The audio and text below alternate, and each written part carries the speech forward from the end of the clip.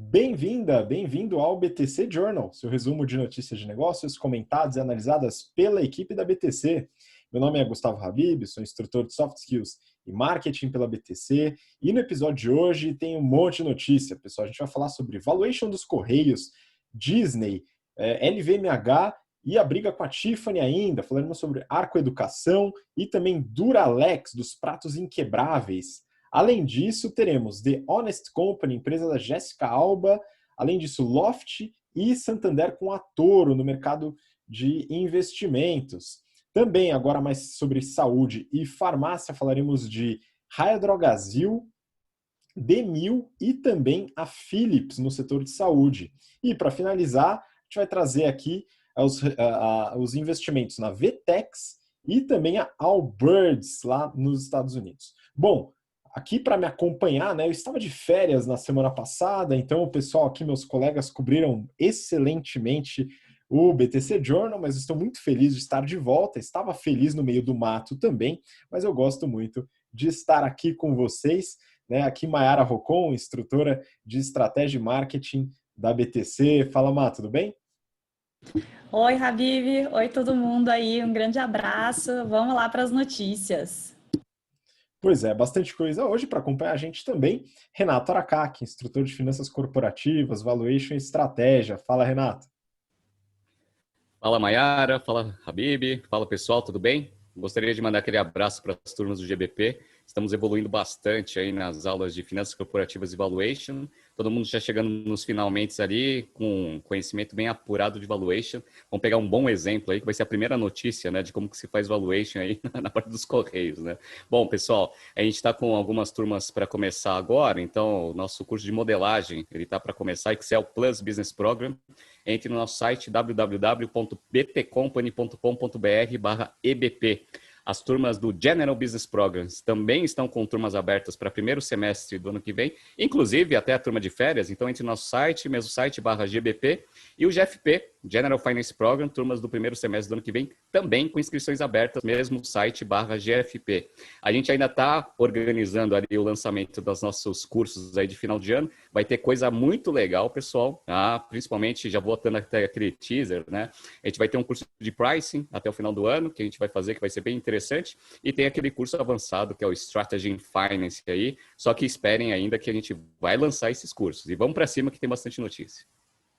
Pois é, bastante notícia. Peço para você que está acompanhando a gente para também seguir nosso Instagram, @instabtcompany. Segue lá que tem bastante notícia, a gente fala sobre os cursos e também mais conteúdos exclusivos.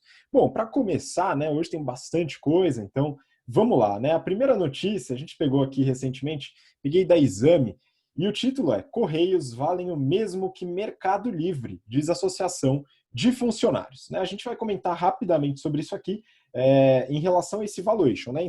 A reportagem tem uma entrevista longa com um dos representantes da Associação de Funcionários.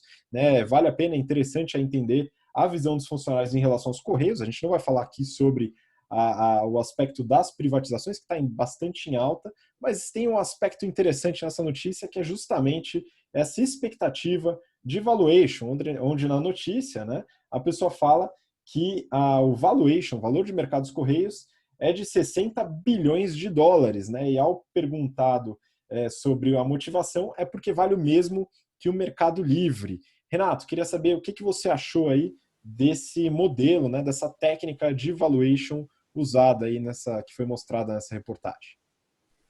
Bora. Isso daí é um belo exemplo de uma metodologia inovadora de valuation de alguma operação, que é o quê? Falar o seguinte, ó, qual que foi o argumento, né, da associação? Bom, o Mercado Livre, a maior parte da receita deles vem de logística, o Correios, né, a maior empresa de logística do Brasil, então ele tem que valer a mesma coisa que o Mercado Livre, 60 bilhões de dólares, né? Primeiro que eles já erraram porque o negócio é 53, né? Não é mais a empresa mais valiosa da América Latina, a Vale passou, mas esse negócio ficou oscilando, né, para cima, para baixo, tá ali bem próximo. Mas assim, fazer comparativo só porque atua no mesmo segmento, né? Vou chamar esse gestor aí de valuation aí da associação para fazer o valuation da BTC, né? Então, para a gente ver se a gente consegue um valor alto aí para o negócio, né? A gente atua no segmento, então a gente tem que ser precificado o mesmo valor que a Cogna, por exemplo, né? Mas assim, não faz muito sentido, é mais para contextualizar o que a gente vem vendo nas aulas de valuation, né? Metodologia de discounted cash flow, valuation por múltiplo, comparação de setores não faz muito sentido do jeito que ele fez. Mas essa privatização é engraçada, porque a gente já viu várias notícias, né, que a Amazon está interessada, a Magazine Luiza também. Esse processo de privatização ele vai ser bem interessante estrategicamente. Por quê? Olha que interessante. Se as empresas brasileiras não conseguirem comprar esse ativo e a Amazon comprar, aí a Amazon entra com o pé no peito no mercado brasileiro. E aí, meu amiguinho, você vai ver o valor das ações da Magazine Luiza, Via Varejo, cair bastante. Então, essas empresas elas precisam comprar o Correios para uma defesa de mercado. Vamos ver aí como que vai acontecer, se vai acontecer de fato, mas vai ser uma transação bem interessante, mas fica aí a nota aí dessa metodologia inovadora de valuation. Pois é, vamos acompanhar, né, essa novela. Ela deve se estender bastante, até porque o processo de privatização, se ocorreu ou não, ainda tem muitas dificuldades, né, muitos entraves aí, pelo fato dos Correios serem uma empresa estatal. Bom, vamos seguir. Próxima notícia aqui, mudando bastante o mercado, né? Eu peguei essa notícia do Valor Econômico. Com parque fechado, Disney demitirá 28 mil funcionários nos Estados Unidos. Né? Então, aqui eu queria que a Mayara comentasse um pouco sobre como a Disney está lidando, né, com esse momento de pandemia. Né? A Disney é uma empresa que foi diretamente afetada. E aí, Má, como é que você vê esse negócio? Então, essa notícia aqui é sobre a Disney da Califórnia, né? Então, a Disneyland. Eles estão fechados desde março, os funcionários estão afastados já, sem receber salário desde abril, e eles estavam com expectativa de abrir, né, os parques de novo agora em julho, que nem aconteceu com a Disney World, que é a de Orlando, a que a gente mais conhece, que é a maior, né? E também com as Disneys de outros lugares do mundo, que já estão abertas com restrição, número limitado de visitantes, mas que voltaram a abrir. Só que os casos de Covid da Califórnia aumentaram, aí eles não podem mais abrir, então eles falaram, ó, não vai ter como, né, vamos ter que demitir aí 28 mil funcionários. Até a notícia fala que pela primeira vez em quase 20 anos eles tiveram prejuízo. Então, no segundo TRI desse ano, eles divulgaram prejuízo de 4,7 bi de dólar, comparado com 1,4 bi de lucro que eles tiveram no mesmo período do ano passado. Então, assim, um gap gigantesco aí de 6 bi de dólar de queda. E não é só a Disney que perde nisso, né? Então, uma das cidades ali do complexo deles, né, comentou que eles vão ter um déficit orçamentário de quase 100 milhões de dólares de perdas com turismo. Então, todo mundo ali deve estar perdendo, né? A cidade perde com arrecadação, os restaurantes perdem com cliente e o parque continua lá fechado, né? Pois é, ela foi afetada diretamente, né? Mas recentemente, ou não tão recentemente assim, ela abriu uma nova unidade que deveria cobrir, né, com essa dificuldade, que é o Disney Plus. E aí, Renato, você que é um fã da Disney também, consumidor do Disney Plus, quero saber, você vai pagar mais para ver Mulan, Renato? Eu tenho a assinatura do Disney Plus lá nos Estados Unidos, inclusive vai ser ótimo que vou inaugurar a operação aqui no Brasil, em reais vai ficar mais barato, né? Então eu tiro o meu passivo em dólar lá. E obviamente eu não vou pagar para assistir Mulan, eu recebi até eles estão com um método interessante de lançamento de conteúdo, agora você paga um adicional para você conseguir ter acesso ao conteúdo Mulan. Eles não vão fazer no cinema, obviamente os cinemas ainda estão, boa parte dos cinemas no mundo estão fechados, então eles vão fazer lançamento direto no Disney Plus, que eu acho ótimo a estratégia, até para você gerar mais fluxo para conteúdo exclusivo. Então, vamos ver, mas obviamente eu não vou pagar porque eu não gosto de Mulan e também não gosto de pagar mais. Muito bom. Bom, vamos seguir então para a próxima notícia, né? Aproveitando que você falou em gostar de pagar, eu peguei da LVMH, né? Uma notícia que está no Valor, foi traduzida do Financial Times, e o título é o seguinte: processo da LVMH descreve perspectivas da Tiffany como sombrias. Renato, a gente já tem falado sobre essa história da LVMH e a Tiffany. A LVMH foi comprar a Tiffany, tinha aquela cláusula maravilhosa lá no contrato, depois houve a desistência e agora está esse imbróglio todo. Qual que é a continuidade desse negócio, hein, Renato? Pois é, tem gente que fala que o mercado de luxo não tem esse negócio de barganha, de você ficar lá, pera, desconto, e a LVMH, que é o maior ícone aí de luxo do mundo, aí tá pedindo desconto aí pelo valor que ela tinha oferecido pela Tiffany. Bom, a gente já contou essa história, eles ofereceram 16,6 bi no ano passado, veio a pandemia, condições adversas de mercado, eles entraram ali com uma ação para cancelar o negócio. A Tiffany não gostou, entrou também na justiça e agora eles estão brigando. Saiu um relatório de 97 páginas que a LVMH entregou lá para a justiça, falando que a Tiffany, depois que saiu o anúncio da operação, eles começaram a cortar bastante investimento em marketing, pegaram bastante dívida e ainda distribuíram bastante dividendo para os acionistas, né? Então ele falou assim, esse negócio aí tá fora aí do que a gente tinha combinado. É que nem aconteceu, né? E é meio normal isso acontecer, né? Aconteceu com a Embraer aqui no Brasil, com a Boeing. A Boeing fez lá a transação, etc. E aí o que acontece? Naturalmente, você começa a não ter mais tanto afinco assim no dia a dia de trabalho, porque você já sabe que essa operação vai ser algum tempo no futuro de outra empresa. Então, aparentemente, foi isso que aconteceu, né? A LVMH ela fala que a Tiffany não cumpriu com algumas regras, teve um prejuízo de 45 milhões aí no primeiro trimestre, e eles entraram lá no detalhe do acordo, e aparentemente uma das cláusulas que tinha de condições adversas era bem detalhado, tinha lá assim, se tiver manifestação em Hong Kong, mesmo se tiver isso, você vai precisar honrar a transação, se tiver algum problema na Europa, eles colocaram uma lista de um monte de fatores que, caso ocorressem, mesmo assim a LVMH ia ter que pagar o valor ofertado. Só que não tinha pandemia nesses fatores. Então é aquele negócio, né? Advogado quis ser tão detalhista que agora, pelo fato de ser detalhista, a pandemia não estava na lista, então não preciso honrar a operação. O que se fala é que, na verdade, a LVMH está usando isso como poder de barganha. Para quê? Para baixar o valor. 16,6, valuation antes, pré-pandemia, obviamente ele está caro com a situação atual. Então, provavelmente, esse negócio é só uma briga uma briga jurídica, para no final o valor ser reprecificado para baixo e a transação vai ocorrer porque é um ativo bom dentro do portfólio da LVMH. Vamos ver cena dos próximos capítulos. Pois é, só uma dúvida que eu tinha, viu, Renato? Eu pensei, poxa, será que vale a pena todo esse trabalho, esse custo jurídico para ter uma barganha aí no processo de valuation da Tiffany, né? Mas parece que a LVMH já tem um custo bem alto no jurídico, né? Um custo fixo razoável, né, Renato? Sim, a LVMH ela tem os melhores escritórios jurídicos à disposição, porque mais de 95% dos produtos LVMH comercializados no mundo são falsificados. Então, ele já tem um custo fixo alto. Então, já tem um custo fixo alto com serviços jurídicos, já usa isso também para entrar com processo lá contra a Tiffany. Então, assim, custo fixo. Então, não vai ter nenhum adicional relevante. Que maravilha, né? Bom, vamos seguir então. Próxima notícia, agora falando do setor de educação. Eu queria que a Mayara comentasse um pouco sobre, né? Aqui o título, a notícia é da Forbes Brasil e o título é Arco Platform compra provedora de tecnologia de educação Estudos.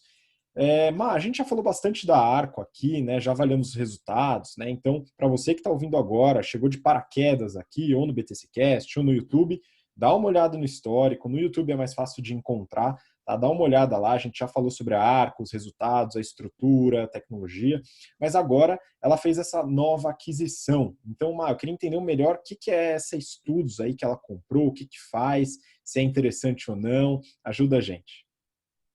Vamos lá, então. Já adianto que é super interessante. Então, a Estudos foi fundada em 2013, ela é de Santa Catarina e agora ela tinha mais ou menos 20 pessoas na equipe. Você vai entender como ela é tão interessante e tem um time tão pequeno. Ela é uma provedora de soluções de aprendizado, tem conteúdo e ferramentas de ensino online e físico também, e ela promete aí reduzir carga de trabalho de professores e também ajudar os alunos a passarem nos vestibulares mais concorridos, né? Ela foi, né, uma das frases aqui que a Arco falou quando justificou a compra foi que mais ou menos metade dos 10 primeiros colocados no vestibular da UFES, que é a Federal de Santa Catarina, usaram o estudos para se preparar. Então, ela tem aí uma eficácia comprovada por esses primeiros lugares. E realmente, né, o site da Estudos mostra ali o depoimento de alguns alunos e ex-alunos, e ali no meio dos depoimentos tem, por exemplo, o primeiro lugar de medicina da UFSC. Então, você, né, ele falando que usou estudos para se preparar e que era muito bom. E o legal da Estudos é que eles têm tanto B2C quanto B2B.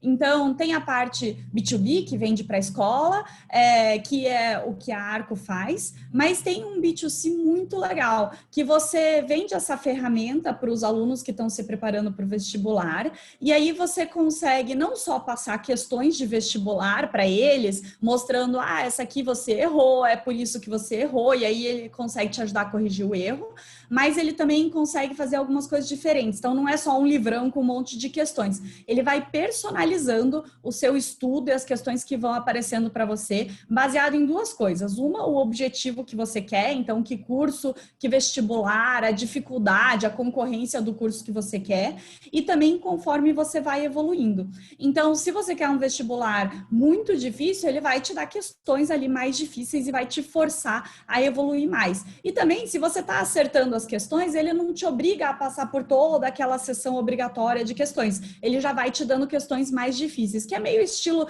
do GMAT, né, para quem conhece. Então, conforme você vai acertando, você vai recebendo questões mais difíceis. E aí ele também tem algumas funcionalidades ali de, por exemplo, mostrar a sua evolução ao longo do tempo e fazer gamification com o aluno.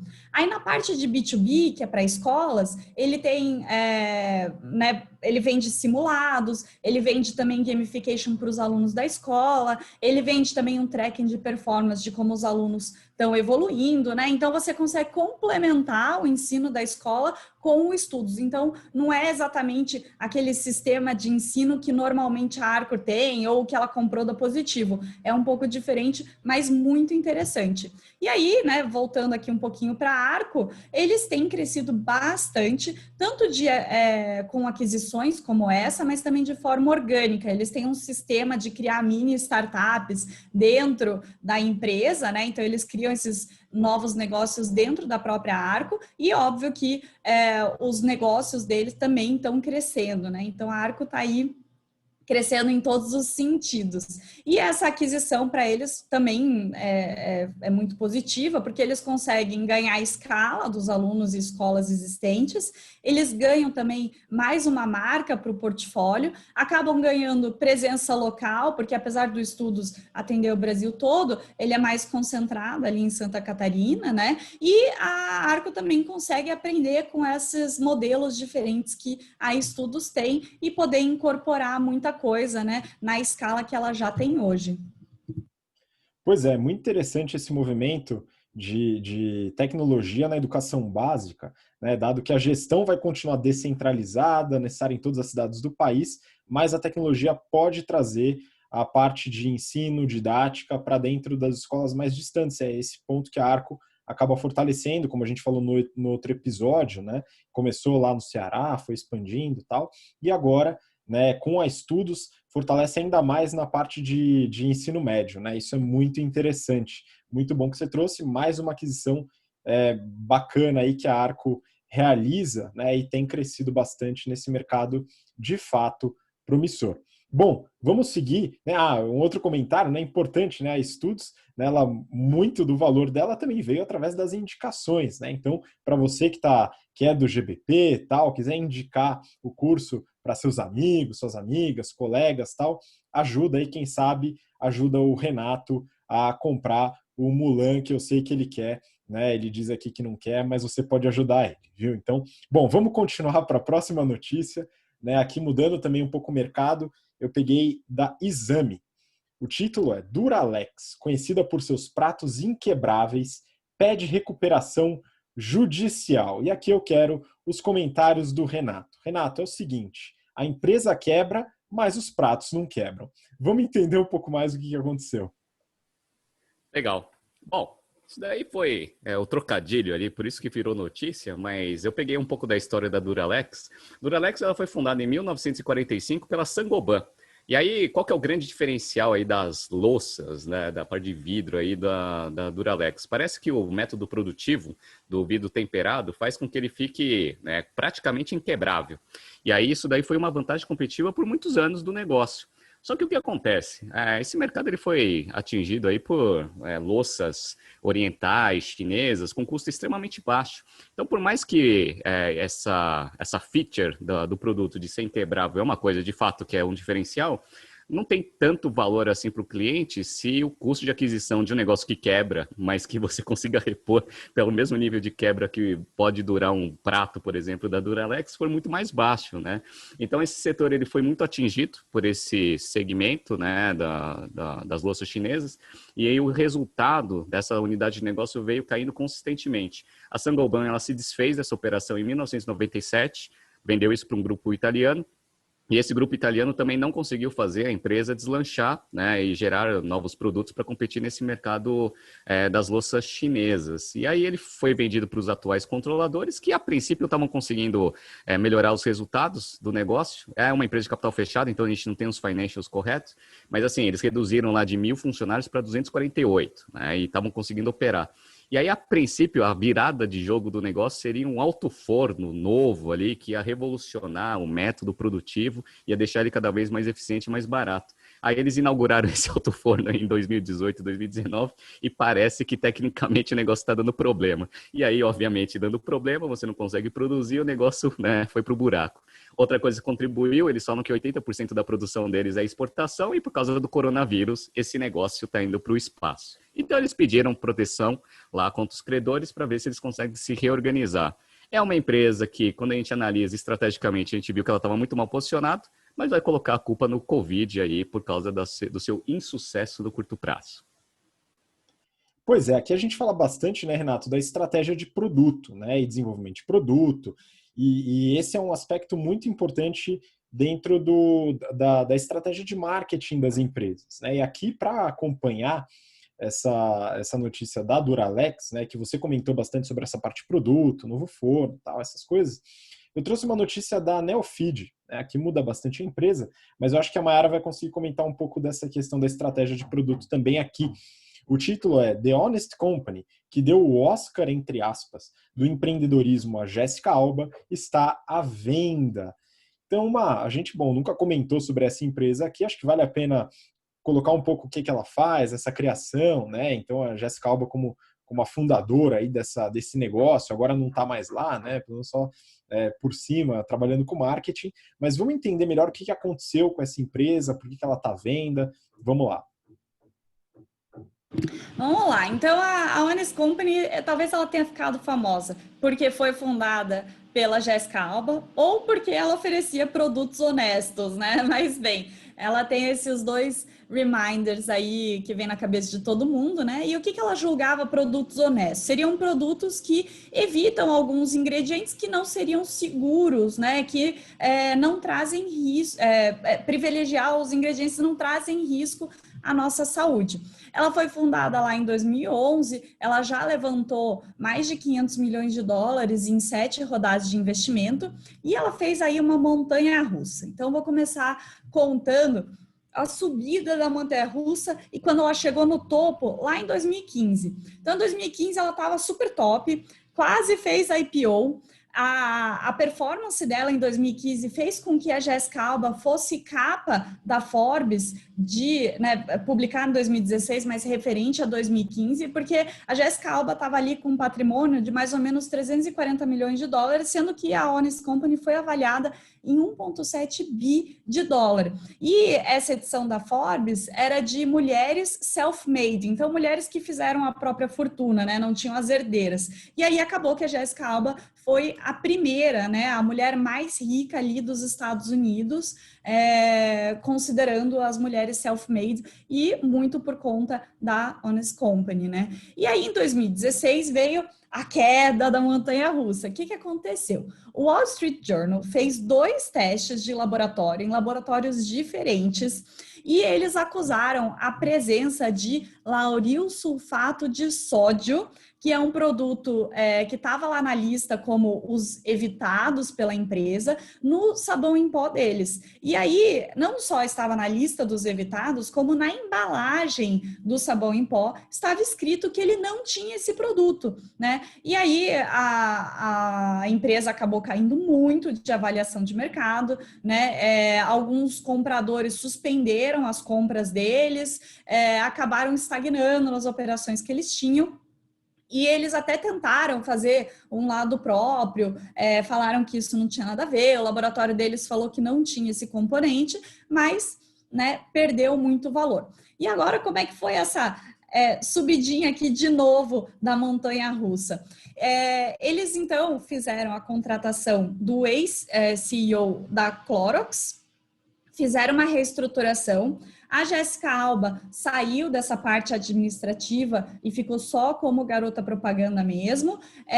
Eles expandiram o P&D da empresa, lançaram uma linha mais natural aí de produtos de beleza e também mudaram a estratégia de vendas. Antes eles focavam mais em vender online e agora eles começaram a vender em grandes farmácias, grandes supermercados e não só isso, né? A pandemia também ajudou a impulsionar. A gente não tem resultados da empresa, mas a gente sabe que lá nos Estados Unidos os produtos de beleza cresceram por causa da pandemia. Então, juntando tudo isso que eles fizeram, em março eles já falaram que tiveram um crescimento de 25% das vendas e o presidente falou que eles esperavam aí um total para esse ano de 350 milhões de dólares de receita, né? Então, olhando aí essa subida de montanha-russa, queda de montanha-russa e um início aqui de subida de novo, né? O presidente falou que eles imaginam que eles vão voltar à avaliação de mais de $1 bilhão, pelo menos esse ano, né? Mas eu imagino até que a Jéssica Alba tenha decidido vender, porque ela falou assim, ó, legal esse negócio de montanha-russa, né? A subida é muito legal, mas quando cai eu tenho muita dor de cabeça. Então imagina ali ela se preocupando com 2 ramos diferentes de trabalho, né? O dela de atriz mesmo e o dela de empresária, com uma empresa em queda, tendo que procurar CEO, tendo que reestruturar a empresa. Então, ela deve ter pensado, deixa eu tirar aqui o meu dinheirinho, aproveitar que está voltando a subir a empresa, talvez eu não consiga vender com a avaliação de 1,7 bi de dólar, como ela já teve um dia, mas pelo menos eu consigo ganhar muito, né? Uma empresa que foi fundada aí há menos de 10 anos atrás. Então, imagino que seja isso a causa da venda. Ela tem oportunidade de ser comprada tanto por grandes empresas de produtos de beleza, né, para ter um portfólio diferente, quanto também por algum fundo de investimento, talvez, né? Então, como ela é uma self-standing ali muito boa, né? Já se provou como muito boa, se provou que consegue reestruturar depois de uma queda, talvez seja interessante para um fundo também. Então, vamos acompanhar aí os próximos passos. Pois é, eu particularmente gostei do fato de, após toda a dificuldade com os produtos, né, eles investirem mais em P&D, acho que faz sentido aí, de acordo com o posicionamento de marca da empresa que está muito relacionada ao produto também. Eu desejo sorte aí a Jéssica Alba nas dificuldades financeiras que ela está passando, certamente, né, pessoal? Bom, vamos lá. Agora falando de fintechs, pessoal, a gente vai mudar um pouquinho o ramo aqui do assunto, né? Tem 2 notícias aqui que eu queria compartilhar, né? Falando aqui a primeira da Forbes. Loft compra fintech de crédito imobiliário e investe mais. Renato, a gente já comentou sobre a Loft aqui, a gente tem uma série de ex-alunos, ex-alunas trabalhando na Loft, um abraço para todos aí, que estão fazendo um trabalho muito bom aí na empresa. Ela começou com um certo modelo, deu uma pivotada aí, então eu queria até retomar esse assunto com você, Renato, entender essa entrada aí no mercado de crédito imobiliário, o que você achou também desse movimento? Legal. Vamos lá. A Loft, como a gente falou, ela foi fundada em 2018 e ela recebeu bastante aporte de capital, é um unicórnio brasileiro, então recebeu 275 milhões de dólares ali de aporte para tirar do papel um modelo que, a princípio, seria um modelo que eu tinha alguma dúvida em termos de capital de giro. Por quê? Eles compravam imóveis, geralmente de alto padrão, para você conseguir revender esse negócio. Perfeito. Então, o capital de giro é absurdo, né? Para você fazer aquisição, conseguir fazer a venda do imóvel, um ticket médio geralmente alto, né? Então, você carrega muito estoque aí para conseguir fazer esse tipo de venda. A princípio, eles diversificaram, então eles não pegam mais só apartamentos de alto padrão, agora eles estão diversificando para outros tipos de apartamento. E eles começaram a fazer uma série de aquisições nesses últimos tempos para dar uma adicionada ali em alguns serviços, em algumas outras linhas de receita, que, na minha visão, é um pouco mais sustentável em termos de caixa. Então, beleza. Eles compraram lá uma empresa chamada Decorate, que ajuda a fazer a parte de reformas. Então, uma das coisas que eles estão fazendo agora é o quê? Você compra um imóvel, faz a reforma, deixa ele mais bonito, e aí você agrega um valor adicional aí no preço de venda para você conseguir comercializar ele mais caro. Então, com a Decorate ali, né, comprou o controle e o negócio, né, você consegue ter uma capacidade de tocar obras em paralelo muito maior. Comprou uma empresa que chama Spry, né, creio que seja assim que se pronuncia, que é uma parte de pesquisa, para você conseguir entender quais são os diferenciais que uma empresa, né, nesse ramo precisa ter com dados de cliente.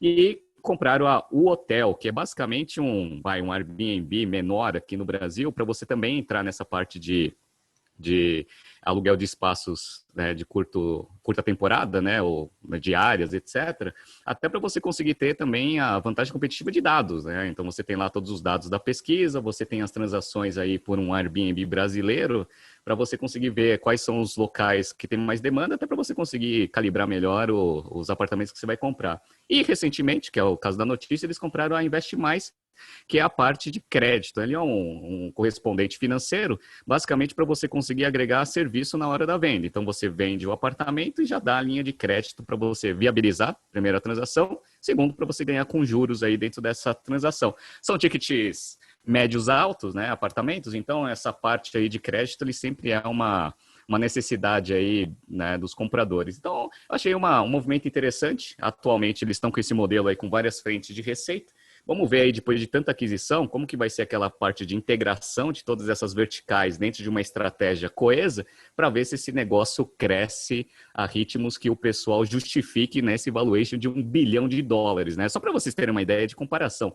$1 bilhão, 5,60, né? Dá 5 bilhões e 600 aí de reais, né? A Cyrela, que é uma das maiores incorporadoras do Brasil, tem um valuation, o market cap de 8,9. Então, ó, a Cyrela, 8,9 bi de reais. A Loft tem 5,6 bilhões de reais. Vamos ver aí se consegue integrar todas as operações para justificar esse valuation. Exatamente, né? Vamos entender como é que esse mercado vai funcionar e também, né, como essa fintech vai contribuir para esse valor da Loft, né? Pode ser que contribua bastante. Bom, seguindo aqui nesse tema, né, eu queria que a Mayara comente sobre uma outra notícia, né, que não é um fintech exatamente, né, porque a gente está lidando com algumas empresas um pouco menos hype, vamos dizer assim. Essa notícia é da Exame e o título é: Santander compra 60% da corretora Toro. A compra foi feita por meio da PI, subsidiária do grupo, que a gente já comentou aqui, então eu queria que a Mayara retomasse um pouco desse assunto para comentar desse movimento do Santander comprando essa corretora. Má, o que você achou disso? Ótimo. Então, vou fazer aqui o caminho inicial, né? Primeiro, quem é a Toro? Então, a Toro é uma empresa de BH, que foi fundada lá em 2010. Faz 2 anos que eles começaram a fazer intermediação de valores imobiliários e nos últimos 5 meses eles também estão lá no topo, né, dos POPs ali, porque eles saíram da 20ª posição na B3 em termos de volume de negócios e em 5 meses eles foram para a 12ª posição. Então, eles conseguiram aumentar bastante aí a posição deles e o Santander abriu o olho e falou assim, deixa eu entrar nesse negócio, né? E aí eles fizeram, então, a aquisição de 60% pela PI. Quem é a PI? Né? Coincidentemente, a gente já comentou bem rapidinho sobre a PI 2 semanas atrás, quando a gente estava falando desse negócio aí de corretoras digitais. Então, a PI é a corretora do Santander, ela foi lançada há mais ou menos um ano e meio por eles e ela é essa plataforma aberta, né, 100% digital, corretora hype, né, que o Santander está querendo entrar nesse ramo, mas ela ainda é muito pequenininha, né? Ele já tem aí 240 produtos de renda fixa, mas ela não aparece muito no mercado ainda, porque está sendo super disputado. Então, eles falaram, pô, vamos lá comprar 60% da Toro, a gente tem o controle já, fizeram isso por meio da PI e vão juntar as duas para fazer uma empresa só. Então, eles pegaram o presidente da Toro, vai ser o presidente da atual empresa, da junção das duas, e o atual presidente da PI vai ser o COO da nova empresa. Então, eles vão trabalhar em conjunto aí para continuar aumentando o portfólio em investimentos, né? Então, eles vão somar as duas carteiras de cliente, mas eles vão manter muita coisa da própria Toro. Então, essa parte de tecnologia autônoma deles, eles vão manter, vão também deixar ela mais separada para poder navegar muito mais fácil entre clientes, e vão manter também o modelo B2B, ou seja, eles vão continuar atendendo family offices, gestoras, consultores de investimento através dessa nova empresa. E aí, né, claro que isso tudo faz muito sentido, a gente já comentou bastante dessa onda de juros no Brasil caindo, investidores, seja pessoa física, pessoa jurídica, procurando novas oportunidades de investimento, né, até porque a gente já falou também que o Nubank foi lá, comprou a Exinvest e mais para o começo do ano a Neon foi lá e comprou a Magliano. Então, né, até os bancos digitais estão se fortalecendo nessa parte de plataforma de investimentos, né? E o PI, né, estratégia do Santander para não ficar de fora, teria que crescer também. Então, eles foram lá e compraram 60% da Toro. Faz todo sentido com a tendência que a gente está vendo hoje. É isso que eu ia complementar, né, Ma? A gente está hoje vendo mês a mês aumento de número de investidores pessoa física na bolsa, pessoal tirando dinheiro da renda fixa, que está rendendo muito pouco, porque a Selic está baixa, menos gente também empreendendo, até pelo alto risco atual, né, na situação que a gente se encontra, sanitária, né, e agora a bolsa bombando. E aí, claro, isso amplia os negócios realizados em corretoras e tudo isso movimenta bastante o mercado, que está bastante concorrido, né? Então a gente está observando, eu não lembro se o Renato vai lembrar, a gente falou há muito tempo, né, sobre a Charles Schwab, aquele movimento de corretagem zero em todas as corretoras nos Estados Unidos, né? A gente está observando que esse movimento pode chegar aqui, né, de pelo menos os descontos em corretagem já acontece, corretagem zero talvez chegue num médio prazo. Vamos acompanhar. Bom, agora falando sobre o mercado de saúde, tá? Farmácia e saúde também, né? E eu vou compartilhar aqui uma notícia, né, do Brasil Journal. Raia Drogasil vai all-in no digital com marketplace e plataforma de saúde. Eu queria entender a visão do Renato, acompanha bastante o setor, né? E o que você acha desse movimento, né? Parece que a Raia Drogasil agora liberou um novo plano estratégico, né, Renato? O que você achou? Bora. Bom, obviamente eu gosto bastante de estratégia. Eles fizeram o RD Summit Day, onde eles falam o plano estratégico deles até 2025, e aí tem uma apresentação, teve lá toda a apresentação com os executivos, foi uma coisa bem bacana. A estratégia, no papel, parece que faz bastante sentido. O que eles falaram? Eles falaram o seguinte, que eles têm lá, são líderes de mercado, apesar de ser um mercado extremamente pulverizado, 14% de market share, mas eles têm bastante ponto físico. E com a pandemia, eles começaram a dar um pushing na plataforma digital deles. E aí eles estão querendo integrar isso dentro de uma nova estratégia. Qual que é a estratégia deles? Eles falam que hoje eles são vistos como um sick care, ou seja, você está doente, aí você vai lá para a farmácia para você comprar remédio.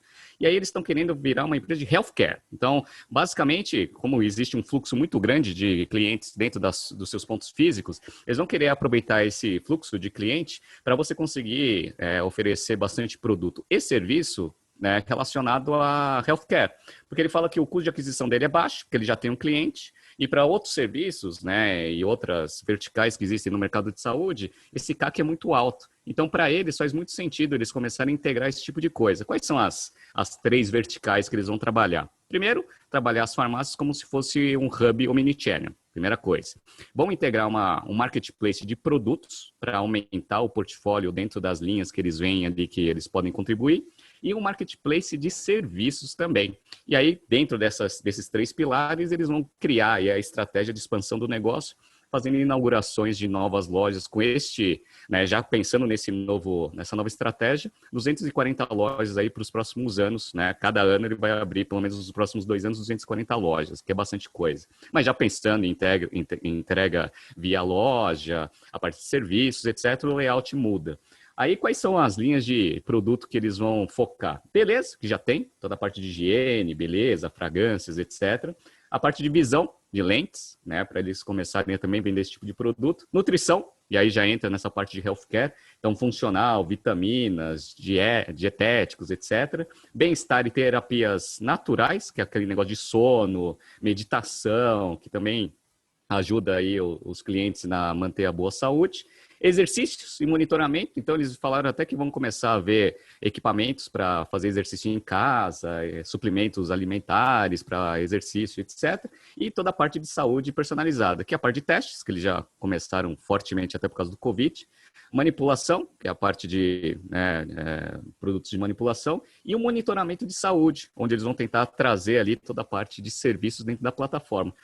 Na parte de produto, eles pretendem passar de 12 mil SKUs para 100 mil SKUs, só que como vai ser via Marketplace, eles não vão ter o custo de carregar esse estoque dentro da operação.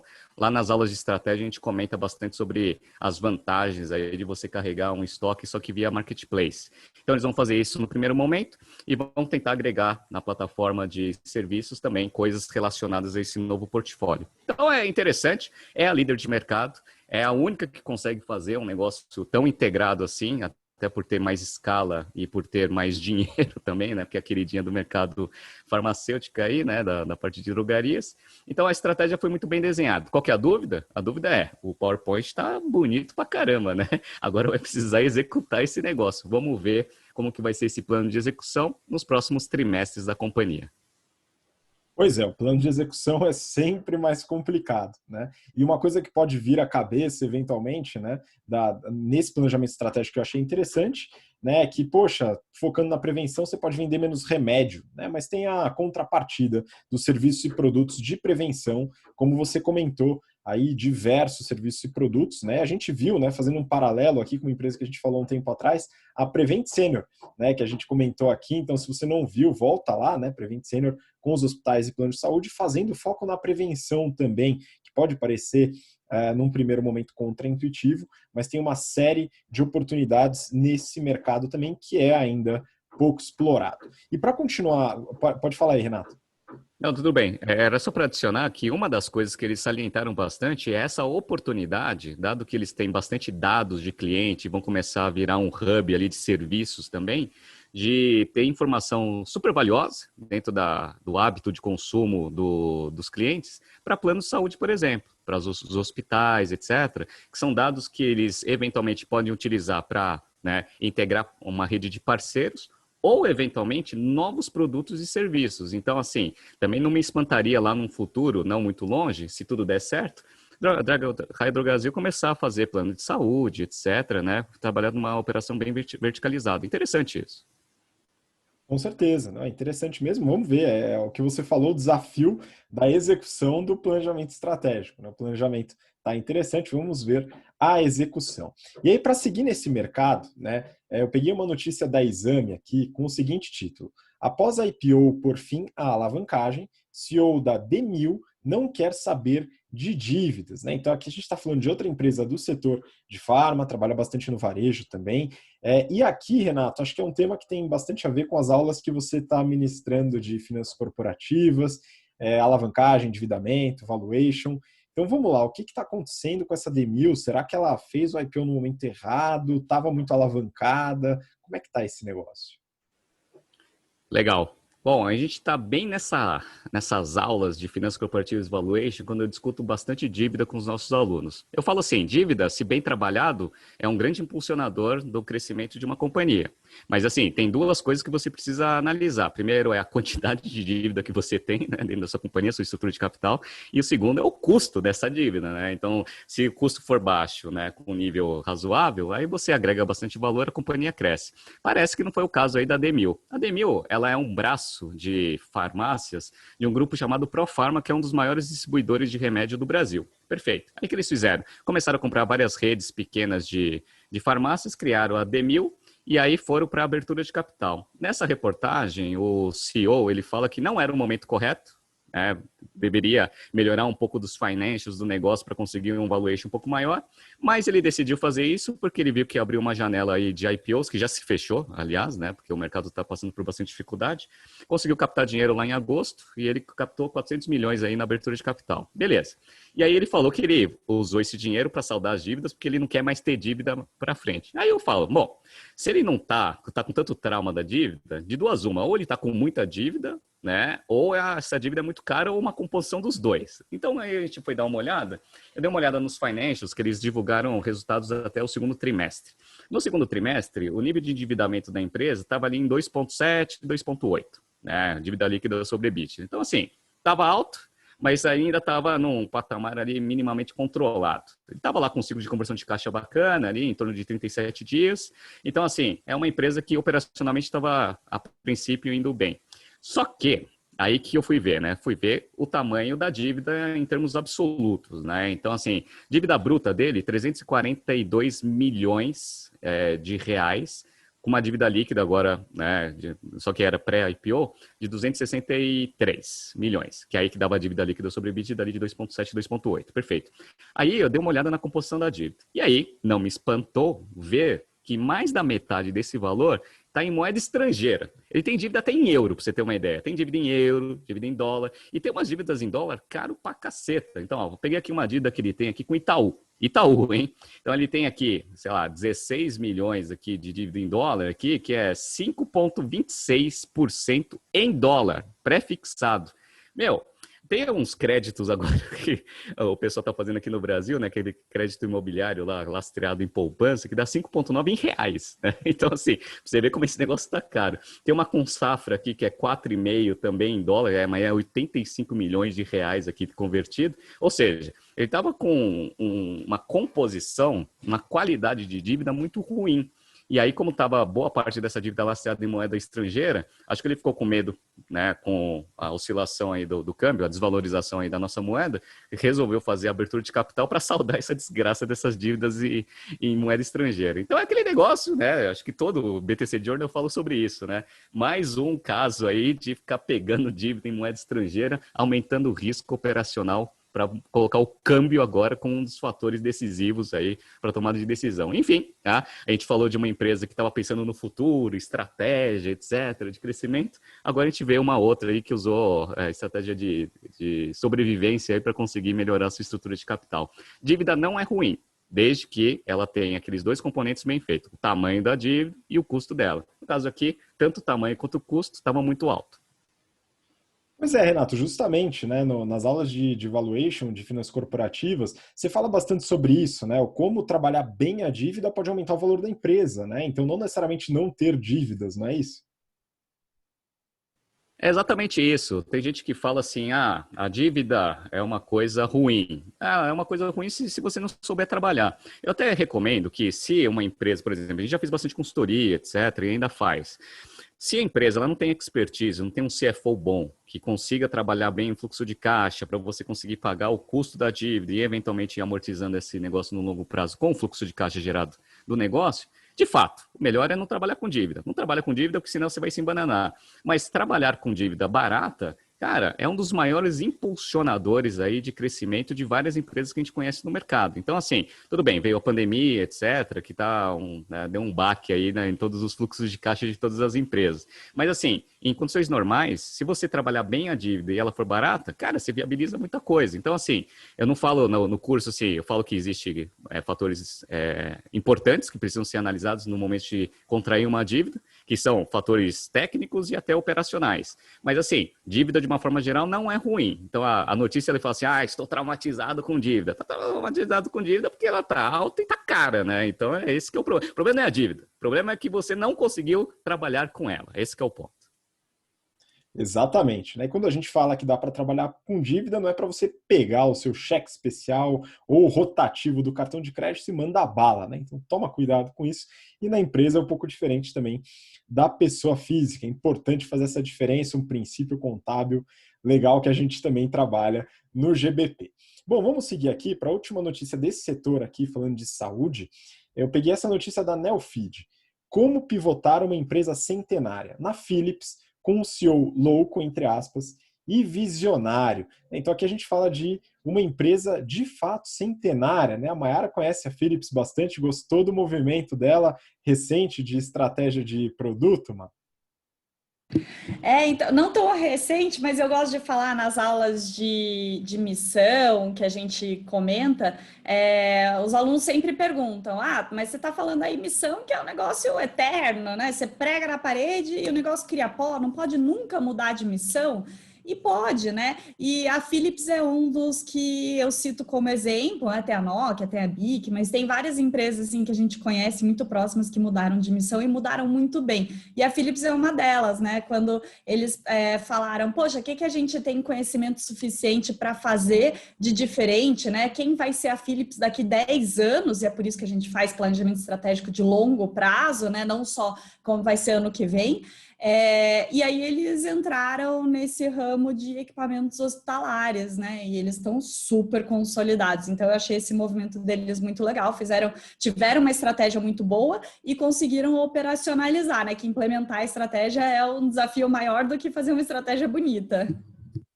Exatamente. E essa notícia comenta bastante sobre isso, né?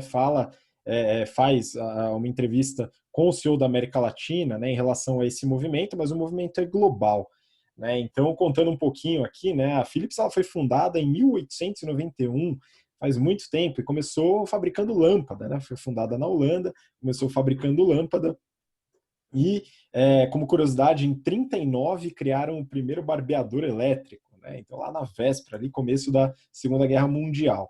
E aí é o seguinte, recentemente, né, não tão recentemente, mas um pouco, em 2011, o CEO Frans van Houten assume, né, e começa a fazer algumas mudanças na empresa, né, implementar algumas mudanças estratégicas nesse sentido que você falou, Má.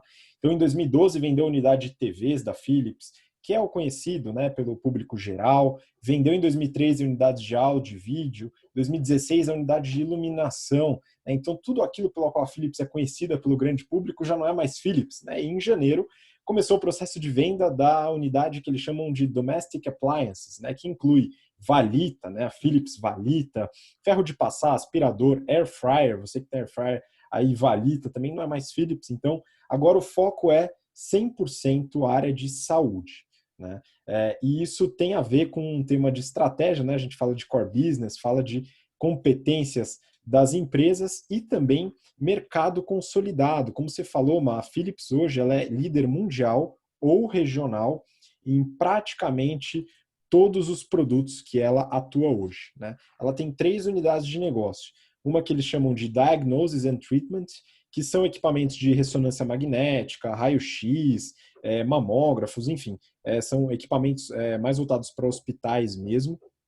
Uma outra divisão, que é o Connected Care, que trata de análise de dados, acompanhamento de pacientes, telemedicina, tratamento de sono, tudo relacionado a analytics e data. Tá? Isso é muito interessante, cresceu bastante.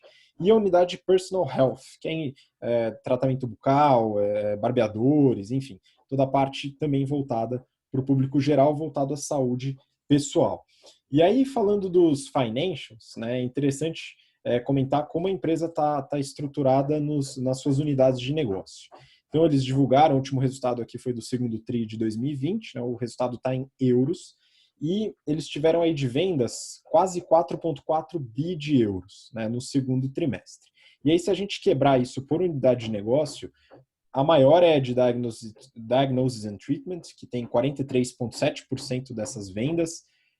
Teve queda no período da pandemia por causa do foco dos hospitais no tratamento da Covid, né? Então, a parte de diagnóstico de imagem, esse tipo de coisa ficou um pouquinho em segundo plano.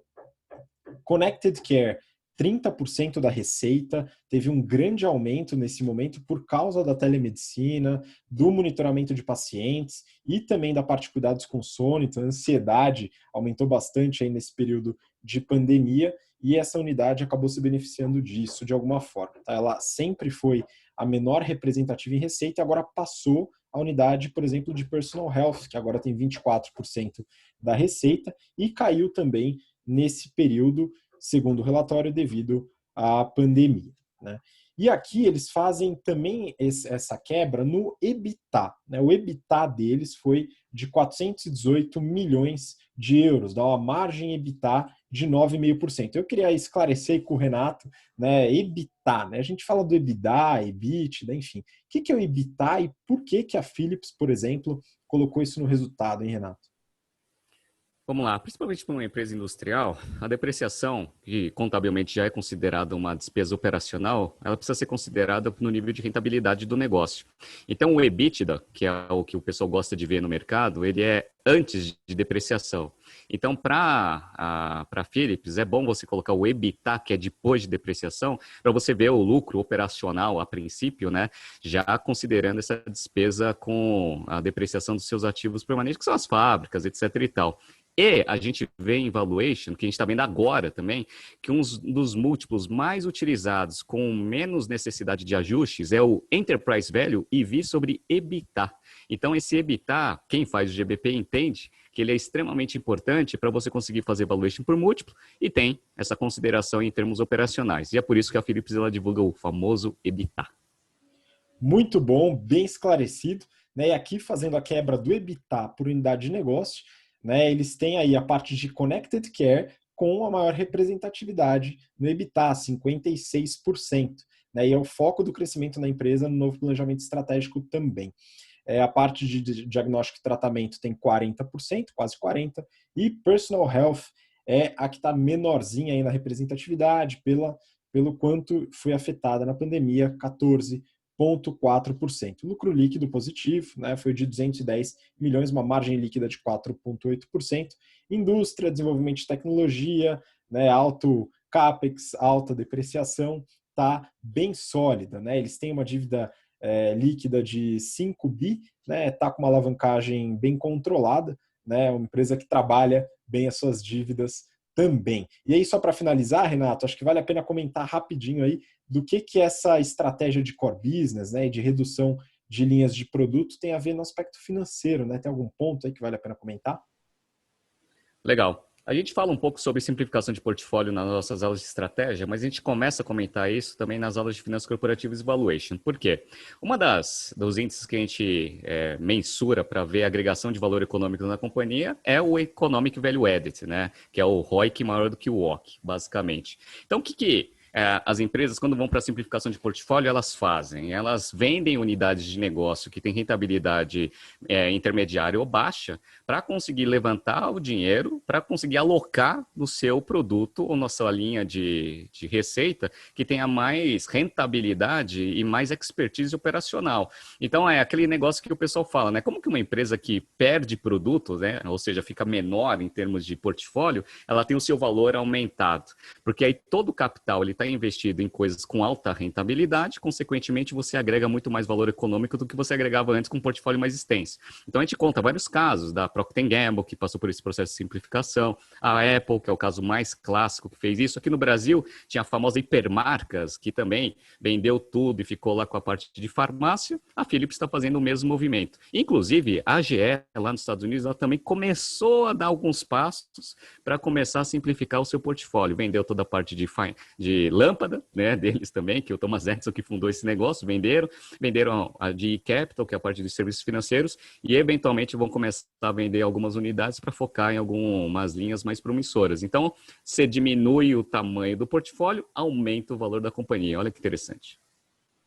Excelente. Por isso que é importantíssimo, a gente reforça isso o tempo inteiro, né, fazer a conexão entre os conceitos de marketing, estratégia e finanças corporativas, né? Tudo se conecta e é muito importante que você não seja um profissional manco que saiba só de um aspecto e que tenha a visão global do negócio. Bom, vamos continuar aqui. Tem mais duas notícias que eu queria que vocês comentassem, pessoal. Essa daqui é do Brasil Journal. VTEX já vale 1,7 bilhão de dólares e é o novo unicórnio brasileiro. Então aqui a gente fala de unicórnios, aqueles seres encantados do reino da fantasia que às vezes dão um pulo aqui em formato de startup.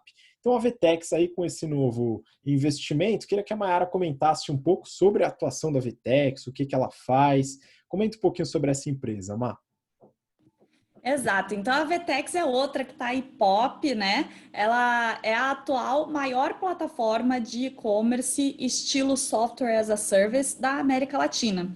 E por que ela está tão pop, né? Não só pela valorização dela, mas o IDC, que é tipo uma Nielsen de TI, Telecom, Tech, elegeu ela como uma das plataformas líderes do B2C. Ela ficou ali entre empresas como Salesforce, Adobe, e foi a primeira empresa latino-americana a entrar nesse nível aí dos líderes de B2C.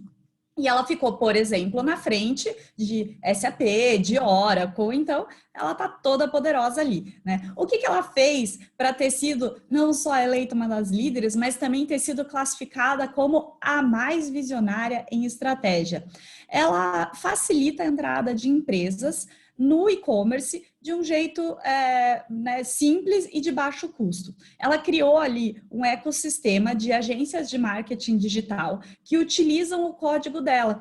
Então, ela conectou empresas que querem entrar no e-commerce, agências de marketing digital, e elas se conectam pelo código VTEX. E aí, quanto mais essas agências trabalham, mais elas também promovem esse código da VTEX. Então, ela fez ali o primeiro esforço de criar esse ecossistema, e agora esse ecossistema ele consegue crescer por força própria, né?